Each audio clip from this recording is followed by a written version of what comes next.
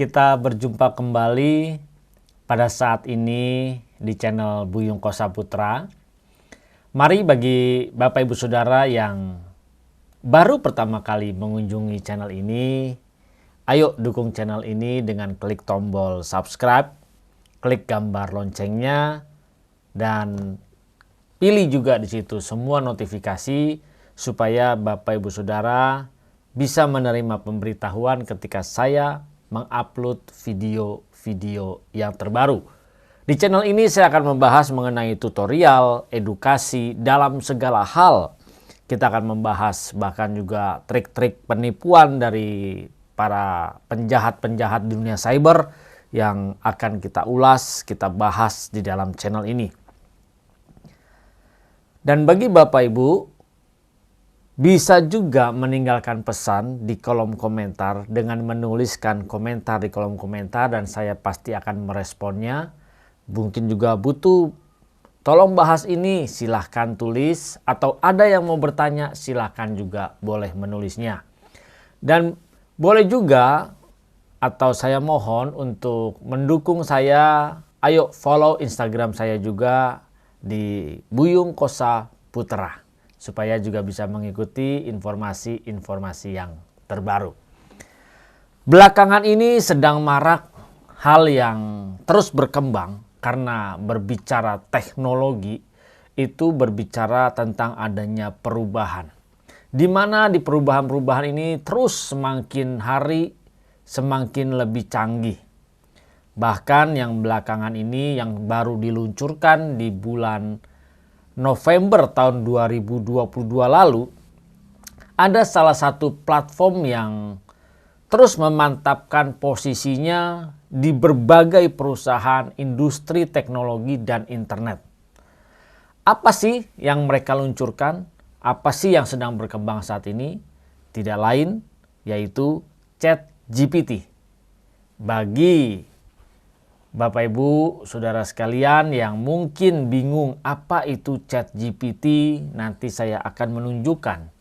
Justru melalui channel ini saya mau mengedukasi kepada Bapak Ibu Saudara, mungkin juga punya anak-anak yang masih belajar dan mungkin juga Bapak Ibu Saudara yang sedang kuliah.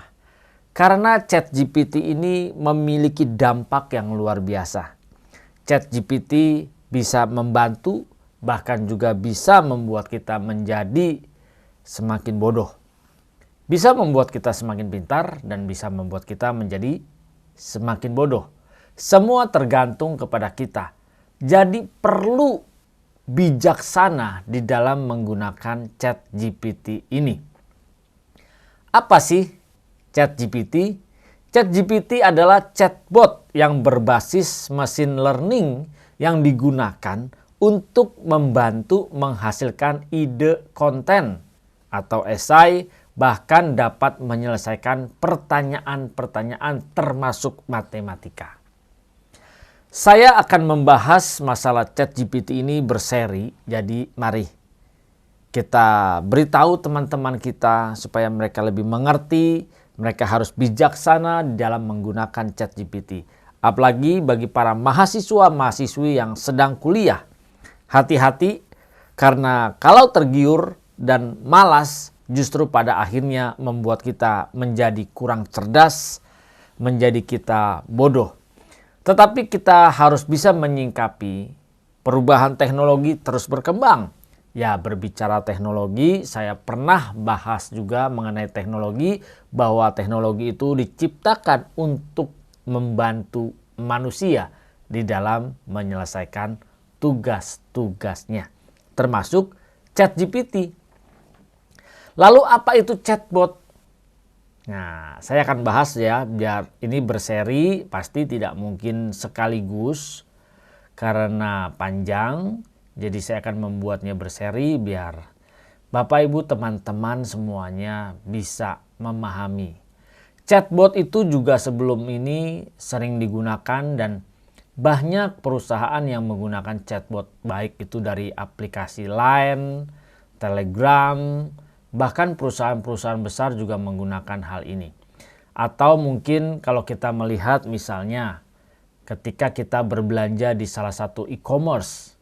Ketika kita chat, terus dia bisa langsung jawab. Dan jawabnya biasa ada urutan berdasarkan menu. A tentang apa, B tentang apa, C tentang apa, D tentang apa. Nah itu robot, itu chatbot. Chat dengan robot. Jadi perlu untuk kita ketahui ini pun sudah berlaku dan sudah berjalan. Perubahan teknologi terus maju. Justru kita harus menyadari dari chatbot yang kadang menyebalkan loh. Kita tanya apa enggak, jawabannya tidak sesuai dengan apa yang kita inginkan. Teknologi tidak pernah berhenti. Dia terus berjuang maju, dia terus mengalami perubahan, tetapi sangat disayangkan justru manusianya yang kurang mengikuti perkembangan teknologi tersebut. Bahkan ada manusia-manusia atau individu-individu yang mau enaknya saja. Dia tidak sadar memang betul teknologi ini membantu kita, tetapi ada dampak bahayanya. Dampak bahayanya membuat kita tidak menjadi pintar. Jadi kita harus sadari, setelah chatbot muncullah ChatGPT. Nah ini lebih hebat lagi, lebih baik lagi, di mana ChatGPT, GPT itu adalah generative pre-training transformer. Nah ini akan sangat membantu, nanti saya tunjukkan ya. Bapak Ibu Saudara pasti akan, bagi yang belum pasti akan kaget. Dan bagi para pendidik, nah harus ketahui mahasiswa-mahasiswi sekarang itu pintar-pintar. Bahkan siswa-siswa dari SD, SMP, SLTA itu pintar-pintar. Jadi Bapak Ibu Saudara mau memberikan tugas sesulit apapun, mereka sudah dengan mudah. Bahkan ChatGPT bisa diinstal di dalam handphone dan bisa dengan cepat. Nah, ini. Jadi ChatGPT itu termasuk ke dalam artificial intelligence, ya, teknologi masa depan di sini sebenarnya, di mana dia bisa memberikan jawaban seperti yang kita mau. Jadi di sini merupakan aplikasi kecerdasan buatan di mana cara kerjanya ini memakai formatnya seperti kita bercakap-cakap sesama manusia. Secara teknis sederhananya ya seperti kita bertanya kepada guru, tetapi ini kita bertanya kepada ChatGPT dan kita dengan cara chat ya. Nah, kita kasih pertanyaan, dia bisa jawab. Kita bisa bertanya, karena ini kan sistemnya sistem AI ya. AI itu tadi sudah saya katakan artificial intelligence. Jadi dia bisa merangkum pertanyaan kita, dia bisa memahami dan secara otomatis dia bisa memberikan jawaban yang begitu singkat. Kemajuan perkembangan zaman ini luar biasa. Dan banyak sekali para peserta didik, siswa-siswa, mahasiswa menggunakan ini. Jadi kalau kita tidak bijaksana di dalam menggunakan ini, sebenarnya kita sedang mempersiapkan kehancuran masa depan kita. Karena terlalu maunya mudah, justru kita harus bisa menggunakannya secara bijaksana. Nah ini, dari ChatGPT ini banyak kelebihannya. Tetapi ada juga kekurangannya. Ya, saya akan membahas nanti satu persatu. Bahkan mungkin orang berkata, ya bisa membahayakan dong.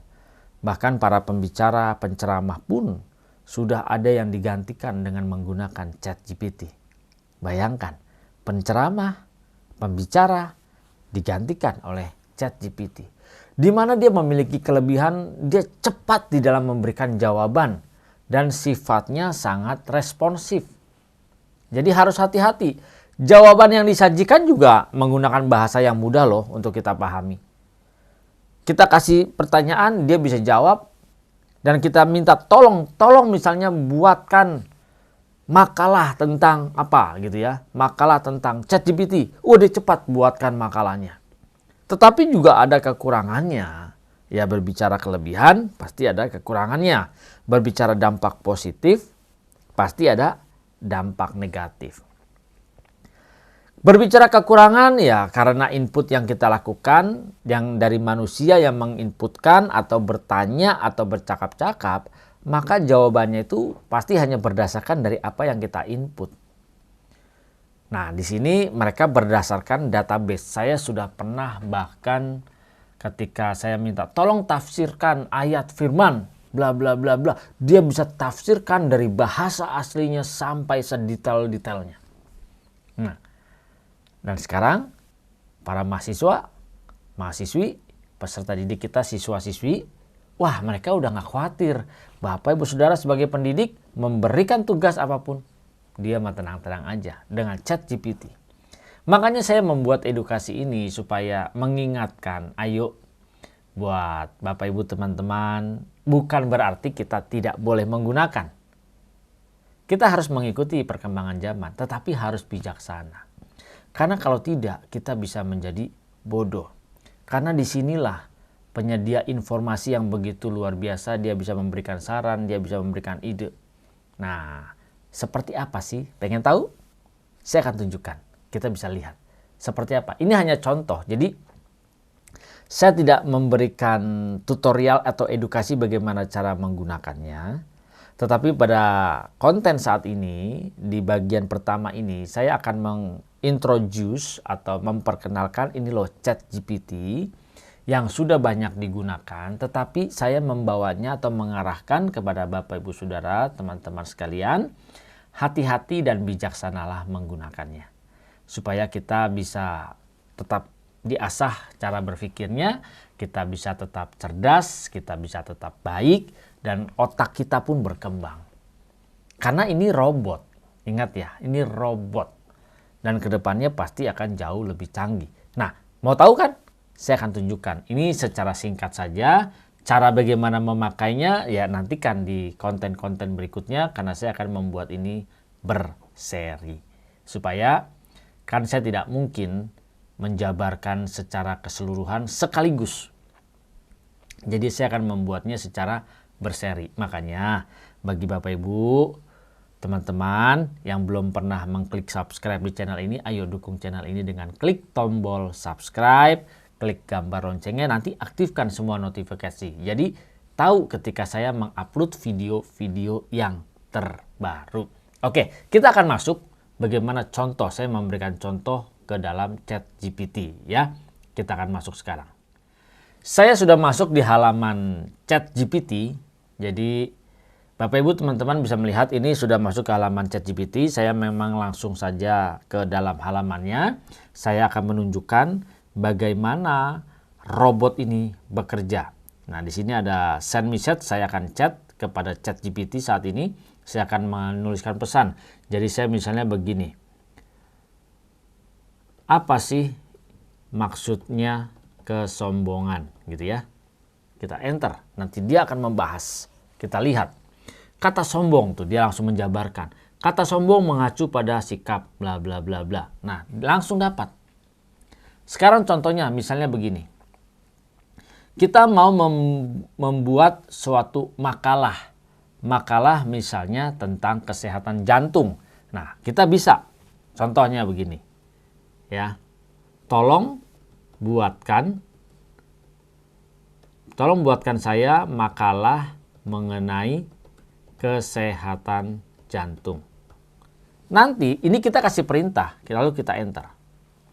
Lihat, dia sedang mengumpulkan semua data. Langsung tuh dibuatkan. Makalah tentang kesehatan jantung, pendahuluan, langsung tuh. Faktor-faktor resiko. Lihat, saya tidak ngapa-ngapain, saya tidak pegang loh ya.